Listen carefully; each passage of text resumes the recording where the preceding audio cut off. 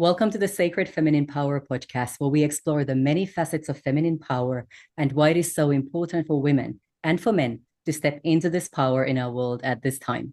This is Emmy from Feminine Revered, and my beautiful guest for today is Dr. Joanna Kujawa. Joanna is returning to the show, and she is the author of Alien Goddess, UFOs, AI, and the Goddesses of Ascension, as well as the other goddess, Mary Magdalene and the Goddesses of Eros and Secret Knowledge. She's also a scholar and a spiritual detective. She received her BA and MA from the Pontifical Institute for Medieval Studies at the University of Toronto, Canada, and her PhD from Monash University, Melbourne, Australia. As an active academic for over 20 years, she uses her scholarly training to investigate topics other academics often pass over, such as, can spirituality and sexuality be experienced as one? Who was the real Mary Magdalene? Is there a lineage of goddesses now resurfacing in our collective experience of spirituality? And what is the connection between the goddess mythology, UFOs, and AI? Welcome back, Joanna. It is so good to have you back on the show. So good to be back, Amy. It's wonderful to be able to be back on your show. It's a blessing to have you with us, and I cannot wait to see where our conversation takes us today. Just recently, you were also talking on my summit, Return to the Mother World, Dancing with the Dark Feminine. And we had a really fascinating discussion about the alien goddess and all the various nuances and aspects that go along with that. And I would love for us to continue exploring these themes during today's episode as well. And number one, I'd love to hear from you, Joanna. What prompted you to write The Alien Goddess? Because I know this has been quite a sensitive and even controversial topic for some. Yes, thank you for this question. This is actually a very important question, Amy, because truly I was not intending to write another book because it was only 3 years ago that I had The Other Goddess published, and I was just finishing promoting that book. And I'm also, because I'm a tenured academic, I had to write academic papers and so on. So I didn't want to write the book or any book. I had no plans. However, I was really shaken to the core, actually. And in a sense, I could say that something shattered my soul when I learned about the ideologies behind artificial intelligence. And it is such a new topic for all of us, and we are actually quite confused, all of us, about it. However, it is also a very controversial topic because people already are divided in pro AI and against AI kind of camps, right? And also another thing that touched me when I was writing the book was that some people already started to worship artificial intelligence. And I thought that I really had to address certain things, not only to share with people, which, I love doing, but first of all, to actually address them for myself, because we are facing something very new, something very different. Really, for the first time in human history, we are, what I argue in Alien Goddess, we are introducing a new species. And the species is a non-biological species, it's a machine species, it's an artificial species. And there are some worrisome signs, let's put it this way. There are some worrisome signs about it. So I started to explore ideologies behind artificial intelligence because, I didn't want to be prejudiced. So by that I mean I didn't have initially anything against artificial intelligence. And even now I came to a conclusion that this is something that we have to live with in a way. It just depends how we approach it. But there are some very dangerous ideologies behind the artificial intelligence, which are created by people who are creating artificial intelligence, right? So I'm talking about the top people, not just engineers who design it, but people who run the projects, the billionaires who are responsible for the projects. And for example, would you like me to continue? Because now I started myself up. So, so first ideology, which I think is controversial, it is transhumanism. Because transhumanism basically says or claims and promises that they can transfer human consciousness into a robotic body or into a computer program. So there are sites, for example, such as Humanity Plus, that advertise that. right? So that you can be completely free because your consciousness can be uploaded on computer program. And if you want to have a body, you can have a robotic body, which gives you immortality also, not only freedom, because, you know, if you can choose any body you want, and then if it wears off, you can have another body. So that kind of alerted me because not even the idea of transferring human consciousness into a robot or a computer program by itself, but what really shocked me it is that I do not believe that we can transfer the whole of human consciousness into a computer program or a body. So because these people are programmers, computer programmers, they look at consciousness only as a form of logical mathematical intelligence. So this part, possibly even in the near future, because I think this development is pretty much unstoppable, short of some, you know, huge natural disaster, it's not going to stop. That perhaps this kind of form of consciousness, which is rational, mathematical mind, logical mind, may be transferred into a computer program or a robotic body. But we are so much more than that, right? We have feelings, we have intuition, we have a I absolutely believe that we have a divine spark, we are even a human spark that connects us with universal consciousness, that connects us with the source, however, you know, people want to call it. And my concern was and continues to be that this part of our consciousness is going to be cut off and lost. Another thing that I think is really important as I was doing research for Alien Goddess, I realized that these proponents of transhumanism are using, and misleadingly so, theological terminology to convince us that it is something good that they are doing because they are offering us immortality, right? Immortality, and this is what actually human beings dream about, right? And also all religions are promising us immortality, maybe, you know, outside of bodies and so on. So, so other forms of, you know, theological discourse here are such that they said that artificial intelligence is actually superior to us, and now we are moving towards post-humanism, which is a different ideology, the second ideology, and in my opinion, even more dangerous, because this ideology says that sooner or later, probably sooner, artificial intelligence will be much more smarter than we are. And we are not talking only about, they do not believe only that it's just a logical or a rational form of intelligence, but that it will also have easier access to the source, to the divine mind, to God or, you know, goddess, you know, to the divine spirit than we do. Okay, so we started to claim that it will have actually a better access to divine consciousness that human beings do. Then, and one of the arguments is that, you know, we are too complicated, emotions are too messy, and, you know, robots don't have emotions, and so it actually is supposed to be good. The fact that robots don't have emotions, they don't have intuition, is considered as a plus to connect with divine consciousness. When I believe in goddess traditions, that I hope we can later discuss as well, and actually all spirituality discusses the fact that these are the things that connect us with God, right? Or source or goddess, you know, our hearts, right? Our intuition, our feelings, our premonitions. These are the divine signs, so to speak, right? So they say that, you know, robots will connect with the divine mind much better. That actually truly annoyed me when I heard it, you know. And then also said actually, and then they took it a step further again. So very are developments. They said actually artificial intelligence is already like God. Wow. Because God, what is the definition of God in theology? It is omniscient, so it means it knows everything.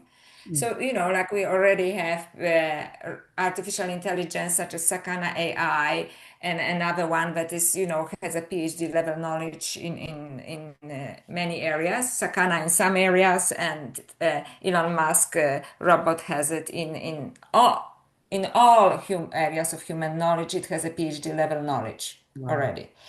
So they say like, okay, so it's omniscient, it's omnipotent because omnipotent means it can do anything. Mm-hmm. right? So soon it will be able to do anything and probably better than us. So that actually it is already a god. So we're using terminology that we use to describe the divine or unity consciousness, the source, however we want to call a connection with the divine, as artificial intelligence. And the last step in posthumanism actually claims that because artificial intelligence will be so much higher than us, that we should consider a place on the planet and we should step aside and let them rule the planet and actually go extinct. The way, for example, that the Neanderthals went extinct when we came to be, and Homo sapiens sapiens took over, right? Our species took over. So it profoundly shook my soul. Not only that they so easily dispense with humanity, Wow. but also because I love nature, I realized that they're also dispensing with all natural world, right? Because it is of no value to them, because it's not thinking logically, it's not calculating.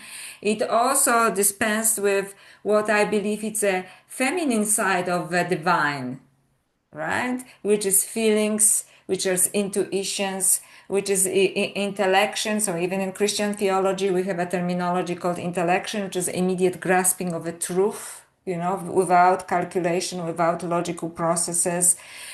And this is this is something that I consider the most valuable part of being human, but not only human, but of natural world, because I personally would subscribe to theologically to something like pantheism. I believe that everything in Mhm. the natural world is also divine, right? Like the whole planet is a divine being. She is the divine mother. So the fact that they so easily dispense with what I call like the goddess consciousness or all the qualities associated with the feminine side of the divine, like as completely not important, and focus on a very kind of masculine mind, which here I mean like logical, rational, mathematical mind, as only worthy, and this is the one that is going to be transferred to a robotic body because this is the only one that counts and can be transferred. It really crushed my soul. And I think we live in times when we are really at a crossroads when humanity will be asked, we are already asked to make a choice. Because the first step in this direction is to becoming a cyborg. Cyborg means, for example, you agree to have a Neuralink in your head, which is a chip in your head, right? Which may have some medicinal also functions, which are possibly good to some degree, but also we start to lose our biological Yes. identity, and we become more and more kind of embedded in the machine because it is only the first step, right? And when I was writing this book, if you don't mind, I will show you Alien Goddess, right? Yeah, I was writing this book, I actually had a vision of myself sitting in a garden, and it could be any of us. And instead of communing with nature, listening to the birds, seeing the beautiful flowers, the eucalyptus trees, because I live in Australia and so on. I am just upset with my dog by my side, who is seeking my attention. I am just, scrolling on my mobile. And then I saw a vision where I'm already disconnecting myself. And then I had this vision was progressing, so I was becoming more of a cyborg, and more half machine, half human, and eventually completely in a transhumanist version, a machine, a human in a machine, basically consciousness in a machine or part of a consciousness in the machine.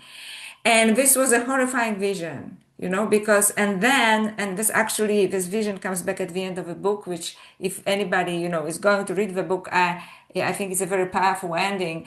And the first vision comes, when it came to me when I was sitting in the garden, I could feel my own self or the human self being lost in the machine and eventually realizing after initial empowerment with the delusional empowerment Mm. how this that now they are just a machine. And I had this voice, heard this voice in the liminal space, which really was haunting, which was this part of myself or this part of humanity which trapped in a machine was like, help me, Oh you my. know And it even gives me shivers now, right? And it later is being resolved at the end of a book. And I think that this is where we are going, and this ideology is being pushed on us. We are being told that it's good for us. And another, just before I finish my tirade here on artificial intelligence, or rather ideologies behind it, it is that in all spiritual traditions, you cannot lose your soul. You have to give up your soul freely. Mm, This is the devil's trick in religious terms, because you are so holy, mm, even if you don't realize it, because, yeah, life is complicated and we all have traumas to deal with and so on, right? That you can only give your soul away willingly. And I think that through this partial transfer of human consciousness, this is what we are being tempted to. And just one more thing, sorry, I got carried away now. And then I listened to interviews with, for example, some Altman, of OpenAI, and he was asked, "Do you have any spiritual beliefs?" And he said, "No. Have you ever have a spiritual experience?" And he said no. So why would I be surprised, right? Like, this is all he knows, right? mm. And then Peter Thiel, another big AI person and a billionaire, when he was asked, "Do you think that humanity is worth saving in the context of AI?" He couldn't answer this question. Wow.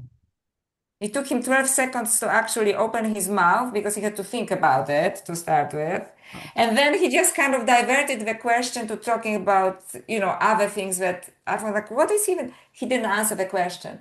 After 12 seconds, because everybody was waiting the second, or, counting the seconds. And the interviewer finally said, "The answer is yes, Peter. The answer is yes, humanity is worth saving," because he got so annoyed, you Wow. know. Oh my goodness So me. they do not think, we are wave saving. What about natural world? It's completely useless to them. The world rich with life, rich with spirit, Yeah. that a machine will never be able to feel, right? At least, even if machine evolves to be spiritual, which it might in the future, I'm not giving, how would I know? Possibly, and most likely eventually, Mhm. but it will not feel the nature, which is already a most wonderful, amazing, non-human intelligence. Yes. Oh, Why do we actually call only machines non-human intelligence when we have everything? We have trees, we have nature, we have butterflies, we have flowers, we have animals, extremely intelligent in this very much mother-like way, right? Very emotional, very intuitive, yeah. the part of the brain that we left behind when we focus too much on technology. Yeah, indeed. My goodness me, you've just shared a very scary scenario there, and there's so many different aspects of what you said that I could, ask further questions on. But just a couple of things that really stayed with me was like, yeah, absolutely. This is us. You can't really see it on the screen, but I'm holding my cell phone here, and this really Mm, is like a huge step forward already. Us becoming mm, machines, becoming connected to something that we're constantly holding on to and using every single day for various mm, aspects of our lives, from paying bills to communicating, all of that. But like, for example, in Sweden, there's a lot of people who've already chosen to have microchips embedded into their wrists or their arms that they're using again at the shops to make payments, to listen to music, whatever it is. It's become part of them already. So this is not mm, some future scenario that you're sharing with us. It's happening here and now, and that's what makes it really scary, because as you said, so many people don't realize what the mm, ulterior motive, the bigger agenda here really is. And mm, that really, again, as you really really emphasized, is for us as humanity to become disconnected from our divinity, what makes us human, and mm. that connection with nature, which is also divine. And I know that you have your opinions on this as well, but what for you is the bigger picture here? What is the bigger agenda around them wanting humanity disconnected from our divinity?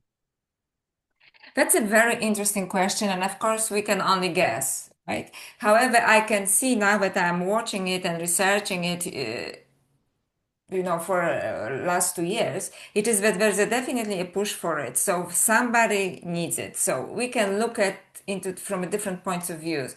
But first of all, it, I think, allows people who are in control to control us more. Mhm. Because also in Davos, already in 2023, for example, Schwab was discussing that we just go on minimum income, and then you just can do with your time what you want, and even better, you can ask your computer, "Hi, computer, right? What do you think I should do today?" So they completely want us to surrender our free will and everything to artificial intelligence, to computer, and to them, because somebody's controlling it, and it's not us, Yeah. right? It's not us. So there are a few people who are controlling this. And the question is how deeply we want to go into this rabbit hole. Because, for example, there is an esoteric tradition called Gnosticism, and they actually argue that, Gnosis is the divine spark within us, and we have to protect it at all cost, right? So the divinity is within us, actually. But they also believe, and this goes across cultures, Middle East, anywhere, all of the cultures, Persian Empire and so on. They discuss that there is an ongoing battle between good and evil. Mm. And the planet for millennia has been, the stage for this battle. And my initial response to all of this was that it is actually evil, right? But then I wanted to disconnect I didn't want to call anybody evil, so I just called ideologies evil. But also another more kind of maybe more mild approach, it is that some of them, I don't know, for example, I think perhaps Elon Musk may have some good intentions, but they are misguided. Do you understand? So it's a form of ignorance. Mm. So maybe they are not evil, it's just ignorant, because they're ignorant of this what I call feminine wisdom, right? This goddess consciousness, or some people even call it Christ consciousness, because it's very, it's really the same. This divine consciousness, and they think that, just taking us to another planet and forgetting planet Earth and making us into mechanical species is actually a good thing. Mm. So because it's actually very limited form of consciousness. So from my point of view, the best I can say about them is they're just deeply ignorant, spiritually ignorant, or, they have some dark agenda, because this kind of ideology actually about enslaving humanity, and later perhaps when we talk about the goddesses in esoteric sources, this story is mentioned over and over again, when goddess, which in my interpretation in ancient mythologies and esoteric sources represents this divine kind of form of consciousness or feminine form of consciousness, the goddess is being entrapped by the dark powers who are jealous of her light, and then they convince her that it's good to have for her to descend, when in fact they steal her light from her and then they feed on it. So this is like the darkest scenario, that Yeah. somebody, human soul, and actually any soul, even animal soul, is so precious Mm. that there are some forces perhaps that just need to feed of it. Or another one, maybe they have good intentions, they're just, spiritually ignorant. And that's the best I can do for them. Right. Yeah. Because they have no clue, like they're already so disconnected from nature, right? They say themselves they have no spiritual beliefs. Peter Thiel says he's Christian, but I cannot see how it could possibly be, since he doesn't believe humanity is worth saving, it really takes lots of thinking for him to even consider this. Wow. Yeah. Yeah. I wish I could kind of swing on that ignorance side. I've kind of read too much to kind of be on the other side, where I believe there is a much, much darker agenda, unfortunately, Yeah. happening on a planet that's been there for a very, very long time. Yes. And that's now culminating in this Mm, transhumanistic AI agenda. Um, Probably because so many of us at the same time are also waking up to our mm, innate intelligence, mm. our power, our true power, our divinity, which makes us, in my, Dangerous. well, absolutely a threat, very, very dangerous, and Yeah. infinitely powerful in terms of what we can do, how far our consciousness can journey and travel, and what we can accomplish as spiritual beings on this planet in these beautiful 3D bodies of ours. Absolutely. And it's quite interesting that now, and there is this kind of rise of the feminine, right? That people said, okay, what about divine feminine? And suddenly this dark agenda comes out like, no, like, we can like do anything, but you cannot go there. You can go to the divine feminine. And so I think you are right. You are right. I'm just trying to look at it from all kinds of points of views, but transhumanism for me is as dark as it is, and post-humanism is just a form of transhumanism. It's just like they're just more honest, like, right? If Right. you don't do what we want you to do, we'll have artificial intelligence and we'll just get rid of you. But Yeah. transhumanism is something very dark. Mm. Yeah. Yeah. Unfortunately so. And as you were talking about the rise of the divine feminine and how everything in nature also is divine.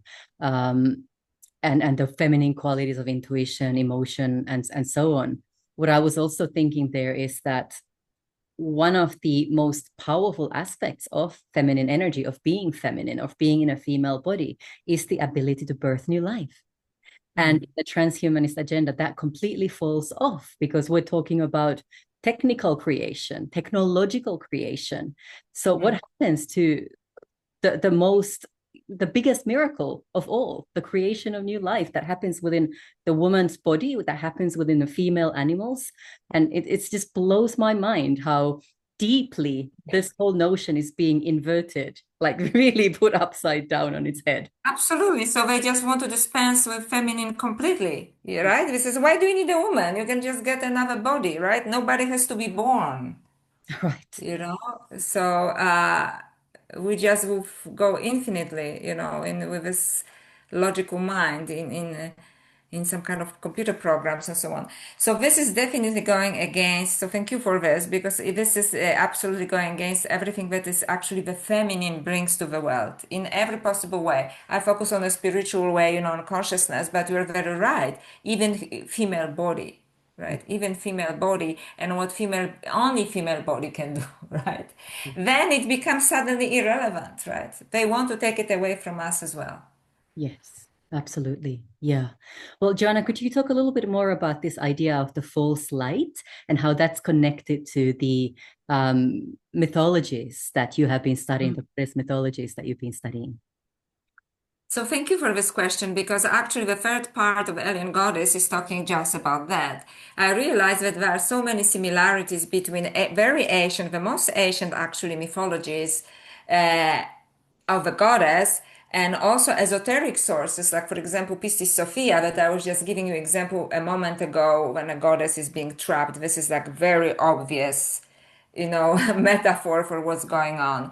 So even if we start, let's say, with the descent of Inanna, which comes from Sumer, so it was the descent of Inanna as a poem was written in around 2000 BC, but in fact it was known for a long time in an oral version. And it describes again the descent of the goddess who is strict to go into the underworld. Then she has to give up all her power and the only reason, and she dies actually there in darkness, and the only reason that she can be revived, it is because her faithful servant, which is also a feminine servant, Ninshibur, which is a form of a goddess also, was told that when the goddess doesn't come back after 3 days to beat the drums so people remember and that she exists, that there is somebody that speaks of a goddess, which is really, like for example, a beautiful part that you do with your podcast and so on, right? So you beat the drums, right? And eventually, with the help of some gods and so on, they managed to bring the goddess back to her fullness again. But again, at the gates, she's fooled by the false judges who pretend that they are rulers of the world, and in fact, they are not powerful at all. Right? She has to give up something that is very, very dear for her. So, there is this kind of sense of loss again, but then she's coming back to her power. Then there is a very famous There are very famous mysteries called Eleusinian mysteries from Ulysses in Greece. And it's quite interesting because recently I was giving an interview and somebody asked me, is it about Greek mythology? And I said, actually not.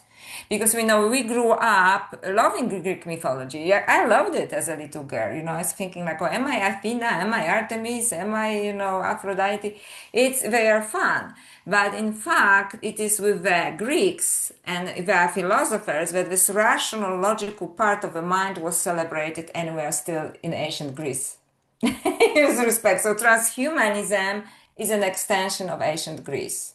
Mm. However, before what the Greek tribes came there was a very ancient civilization, and some scholars argue more ancient than Egypt even. Depends how we date Egypt, right? Because there is a discussion about how old really Egypt is, right? Ancient Egypt is. But civilization that goes as far as 7000 BC.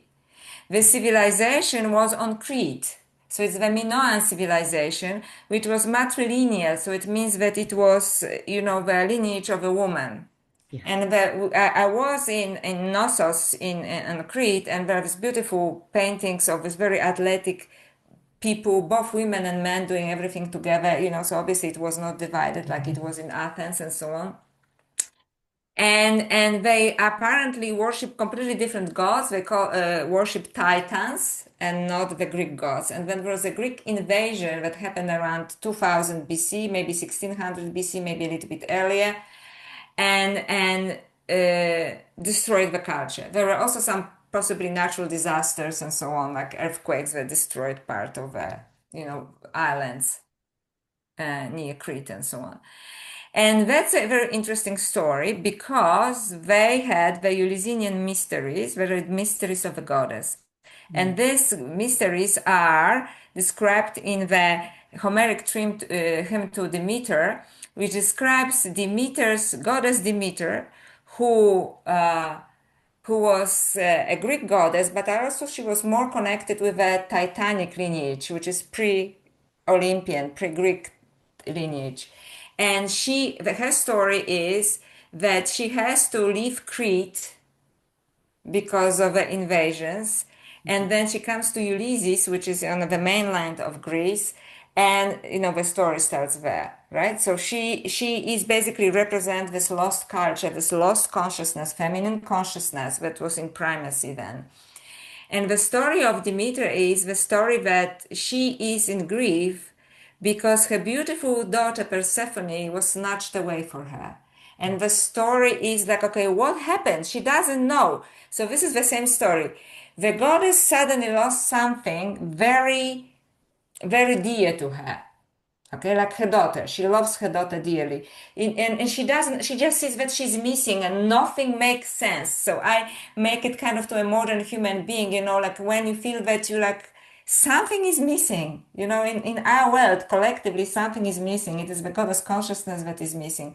And in Demeter, in the hymn of Demeter, it's represented by Persephone, her daughter. And then she is furious, at the gods. You have to, she says to Zeus, you have to tell me what happened to my daughter. And she gets help from the goddess of magic, Hecate, which is also goddess of darkness, and from son Helios, who is a Titan himself. He's not a Greek god, like he's more ancient than this. And they tell her that her daughter was snatched away by the lord of the underworld, that he tricked her and took her to the darkness, just like goddess Inanna. Mm. And Demeter goes completely mad, right? So she forces the gods. So there's a long story. Eventually she manages to get her daughter back, at least for a part of the year. But the interesting story here is that when she is roaming the earth, and if you don't mind me to digress, in the other goddess, in my previous book, I was asking myself the question, are goddesses just archetypes? Did they really exist? Are they some entities?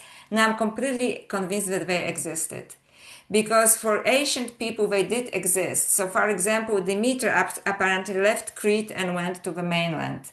She taught the people how to establish, her temple. And she told them, I cannot go into the full story. It's a very rich story, which I described fully in the book. And she taught them the mysteries that show them how powerful human beings are and how they can be immortal Mm. through their spirituality. And interestingly enough, the most famous now men of the time, because by then it was all about, the patriarchy, such as Plato, Aristotle, Marius Aurelius, who was a Roman emperor and philosopher, and Plotinus, a great philosopher, and so on, they all were initiated to the mysteries. Mm. So anybody that was anybody in the ancient world, got the secret knowledge. But they had one thing for this: you cannot share it with people who are not initiated, and you live your life normally because you are still here, but the truth about life, Oh, wow. right? And you know that you're immortal living being. So she was teaching them the rules of immortality.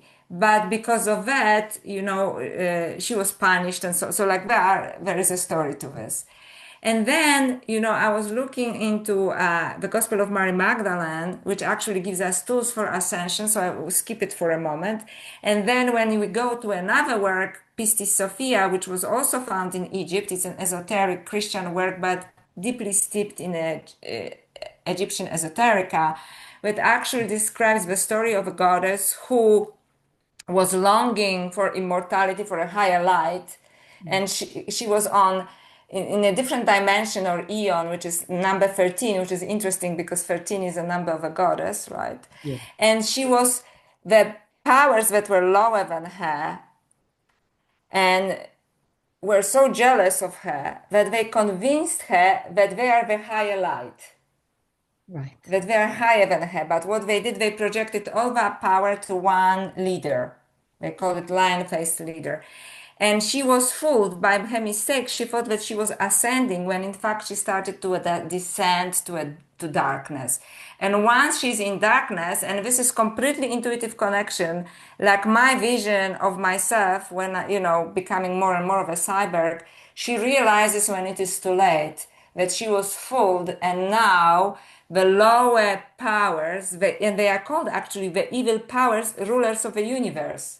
They've Right. been called that, are feeding on her light, and she's completely hopeless. She barely remembers who she is. And she says in her worst moment, when she's at the bottom of hell, it is, I have become like them. Right. Oh, Right now, I am just the same.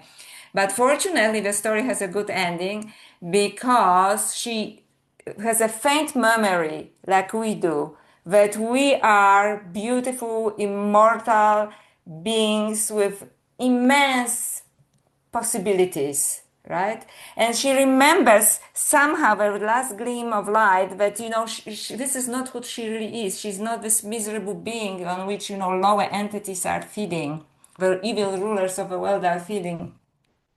And she keeps remembering this, and she keeps calling for help. And eventually, because it's already kind of within esoteric Christian tradition, Christ consciousness comes and helps her. But these evil rulers of the world are so powerful that even Christ consciousness has to kind of fool them. mm. Because although they cannot oppose him, they make things difficult for him. And eventually, step by step by step by step, through terrible torment, he brings her back to this 13th dimension, or 13 eon, as they call it, and gives her the wrath of light around her head. So now, when she's fully established and cannot be fooled anymore by a lower light, she can move between upper and lower levels, uh, because they cannot touch her now. And the reason why she would move through lower levels, because part of her is there because she wants to help humanity. So it's a beautiful story, right? It is a beautiful story. Yeah. But I think also that all of the stories of goddesses, really, for me, illustrate what's going on right now with us. That is, that we are being tempted with a false light, like transhumanism. You live forever, just get yourself a fantastic robotic body, or whatever, right? Will cure all your diseases and so on. You will never die. And in fact, when they want to interrupt our consciousness, they want to interrupt our souls. They want to take our souls away from us. This is how I see it. So there is a happy ending in the book, and it has a happy ending in all of its mythologies as well, because the goddess eventually comes into back into her power through the help of, through the divine help actually. So in Pistis Sophia, it comes through, Christ consciousness or Jesus. And, in the descent of Inanna, it comes through her female servant, Ninshibur, who remembers her, who doesn't allow anybody to forget that the goddess exists. And with Demeter, she has helpers like Hecate, the goddess of magic, and Helios, the sun, that they help her, on this to find her daughter and save her from darkness. So I think that the stories are not both a warning for us, but also a way out from us. And the way out, I believe, is described in the Gospel of Mary Magdalene. And I have like 32 chapters, not so little, in my book, which actually I explain why the Gospel of Mary Magdalene gives us the tools for ascension and how we have to work on our own levels of perception and consciousness Mm. to, to make sure that this doesn't happen to us. Wow, my goodness me. Goosebumps all over as you were talking again. I love how you're connecting these dots and bringing this ancient knowing and knowledge and, not even juxtaposing it, but really putting it next to what's happening in our world right now and showing us how it's all interlinked. And indeed, how long this has been going on. That's what Yeah, always me. It's been going on probably since time immemorial, since the earth was born or humanity was born. that's right. It's very interesting because there are so many stories that actually say something, that somebody hijacked something in human consciousness. And but what's going on right now with artificial intelligence is completely incomparable to what this is like the final game. Yes, Right? exactly. It's like the Exactly. Battle of Hastings, for like, or Waterloo or whatever. It depends from what culture you come. It is this is the last stand, and that's why it's quite interesting because actually I have learned from Professor Diana Pasuka that that apocalypsis in Greeks it means actually revelation. Right. Yeah. So it's unveiling. Mm. So now everything is unveiling, but I think the first and scary part of unveiling it is like now you see all the evil, right? Now you know is there like anyone, like any good leader in the world? Like you start to ask yourself these questions. But then unveiling it is you also unveil your own power. Mm. And you can do it through looking into esoteric sources and look within. You don't have to even look into esoteric sources or mythologies. I just love doing it. But they all say look within. Look within. You don't have to look out. Don't believe what you're being told. Look within. And if you have this inner connection, then you don't even have to read anything, because you know it. But if you do, like me, I have to do this, when I found it in ancient mythologies and esoteric sources. But I also found some examples in UFOs. Yeah, let's talk about that. Because, as I was writing this book, I was thinking, I was always kind of vaguely interested in it, but not in the technology, for example. So I watched some shows and I realized that, lots of people are talking about anti-gravity, their ship is doing this and that. But recently, especially Professor Pasuka and also Professor Kripal and other, very, very smart people and genuine, pure academics, right? So it's not a speculation, started to talk about UFOs as interdimensional events, and even Jacques Vallée before them, right? Interdimensional events that happen somehow in the liminal spaces. So these experiences happen very often, like when you fall asleep or you just wake up. So I also had some experiences, and that's why I actually thought, oh, so maybe I had experiences too, because before I thought that UFO is like, spaceships have landed, right? But actually, people talk about basically communicating with different entities. Right. Right. And in this kind of liminal spaces, so spaces in between. And it is interesting because there are several cases that these two scholars describe when, for example, there are two people in the room and one person thinks they saw an angel and the other thinks they see an orb or a UFO. Right. Right? So it basically depends how we interpret the events, but actually there were always helpers. Some of them were called like angels, and some of them said they had like alien encounters. But it's interesting, including in my own encounter, which I described in the book. First one was like when I was 19 in my own room when I saw this orb, and it had a very warm light, and I was really going through a panic attack or an anxiety attack. And the first thing that I heard, but it was telepathic, it was not really a voice, was do not be afraid. And only later I have learned that this is what all angels, when people had angelic encounters, if you do research going back to Middle Ages, first thing they say, do not be afraid, because they are different, right? They're different. And something strange shows up in your room, right? So, or in the forest or somewhere. And people who have abduction experiences, they also say that, first of all, they say, do not be afraid. Okay, so there's this kind of overlap between spiritual messenger and UFO that is interesting for me. So if you don't mind me to elaborate a little bit on this.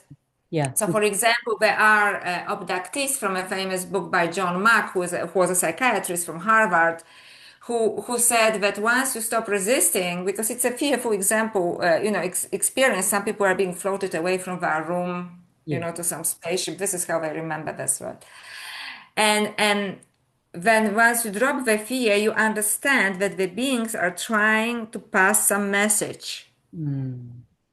They want to pass a message, except that the message is so complex that somehow our brains are not capable, so they know that it's a kind of warning, but they don't know what warning it is.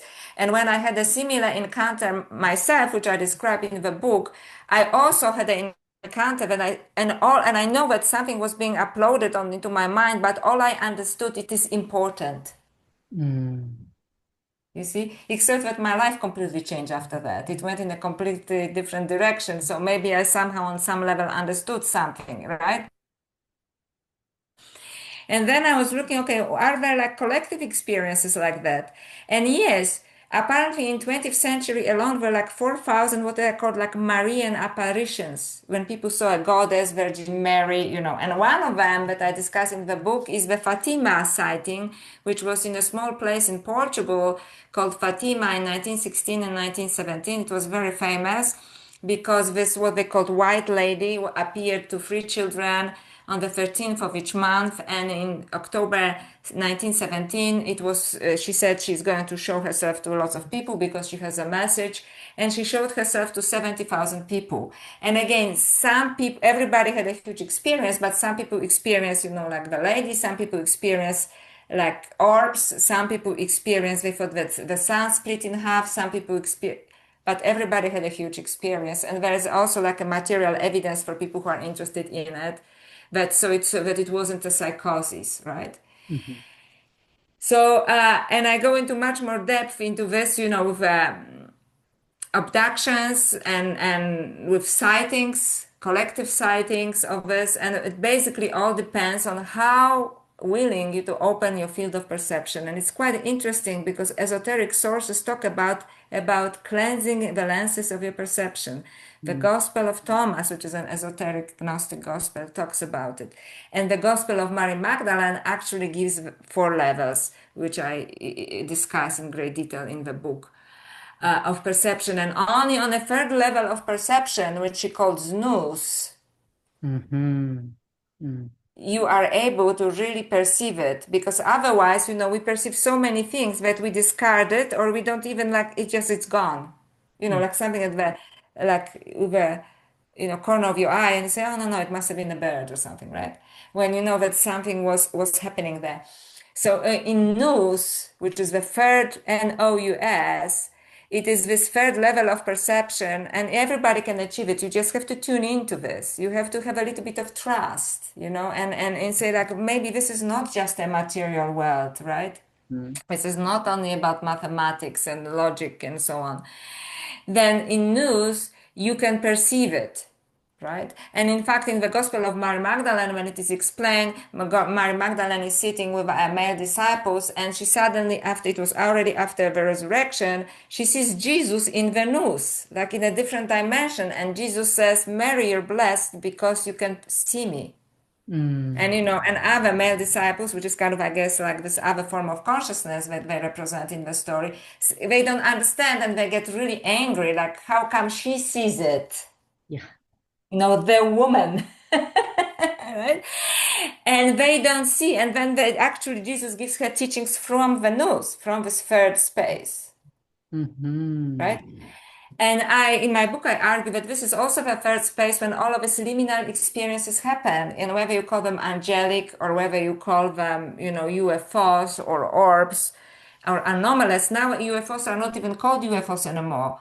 They're called anomalous experiences. I see. Okay. And so UAPs. So no, actually, they're called um, um, unidentified anomalous phenomena, Ah, UAPs. okay. Okay, so they're not actually in the UFO community. They are not actually called UFOs. People just call it UFO, so everybody knows what they're talking about. Right. But even terminology evolved, right?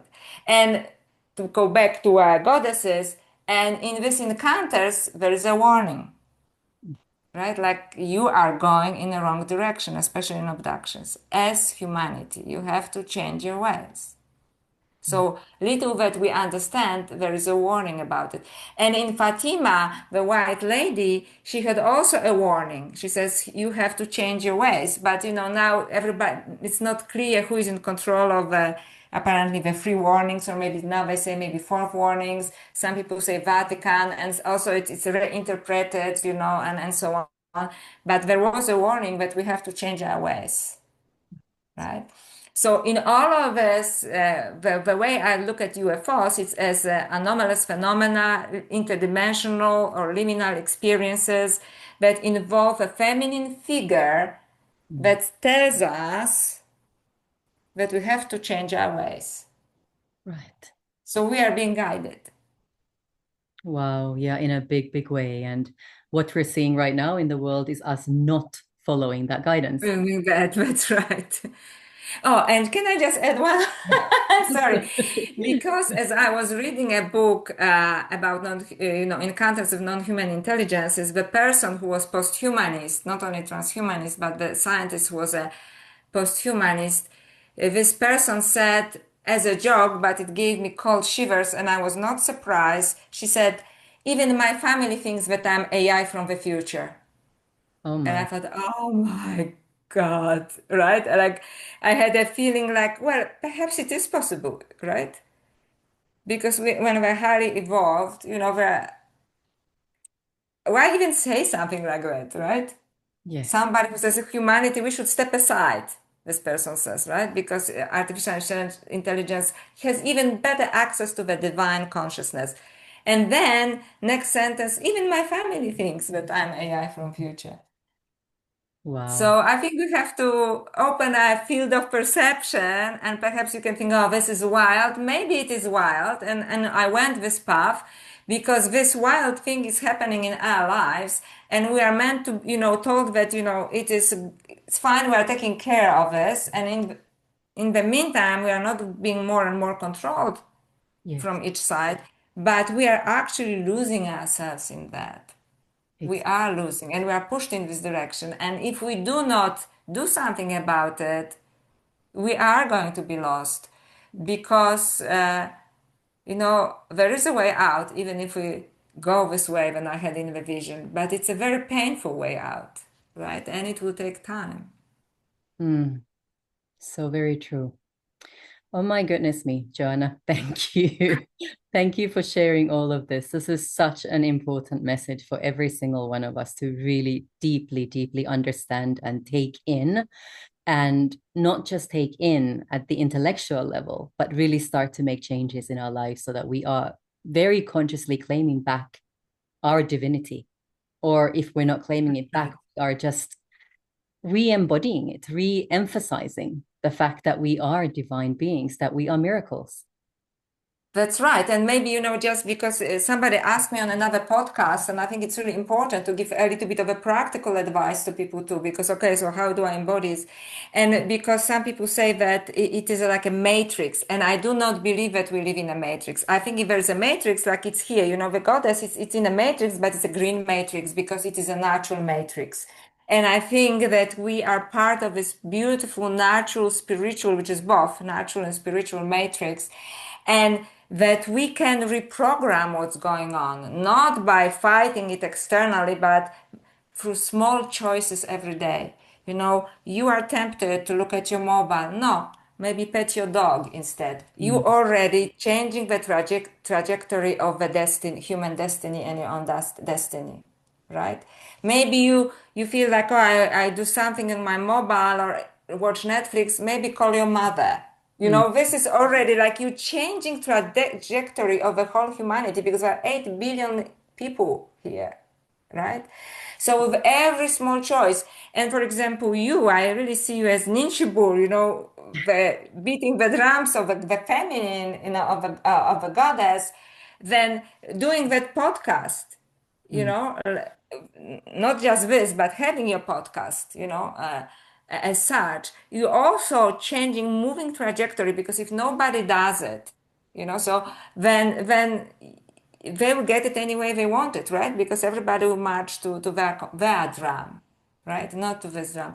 So with every little choice, tiny little choice, we can move trajectory a little bit more towards the soul, a little bit more towards the feminine wisdom, intuition, connection with the divine, connection with nature, right? There are small choices and there are small choices, but I think they actually, I don't want to vilify a mobile, but and I'm using it as well, like everybody for everything. But it should just have a function, Exactly.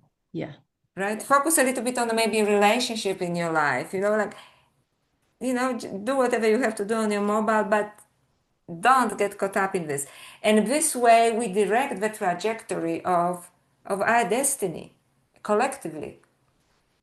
So very true. Yeah. Thank you for bringing that in. That's so important so that we all know that even the tiniest of actions make a difference. And then, of course, for those of us who are called on a deeper spiritual journey, then start working with yourself. Start, you know, developing those powers, those abilities that all of us have, but they might be very dormant. So work with esoteric texts or work with guides and teachers who walk this path before and start developing yourself. Start working with your consciousness, start working with your bodies, start working with your hearts and your wombs to make a difference within you.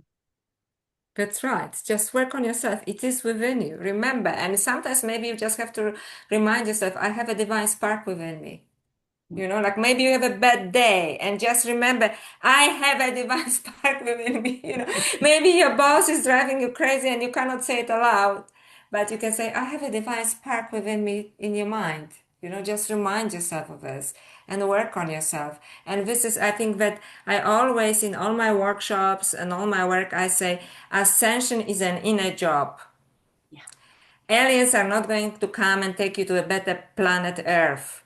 The Earth is not splitting in half. I'm sorry, I know lots of people believe in this. Mm, If it does, you're going to be in a good half because you work on yourself and not because, good aliens are coming. And if good aliens are coming, they will come only for those who work on themselves, right? Because they open their field of perception. mm. So yes, it's absolutely working on ourselves, and it's not easy, but it's also fun, because that's the highest calling we all could have. That's it. Yeah. Yeah. Conscious ascension in a fun way. Absolutely.